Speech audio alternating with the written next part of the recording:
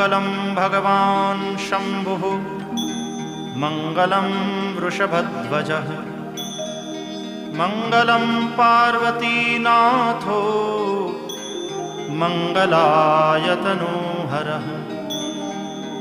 सर्वमङ्गलमाङ्गल्ये शिवे सर्वार्थसाधिके शरण्ये त्र्यम्बके गौरी नारायणि नमोऽस्तुते।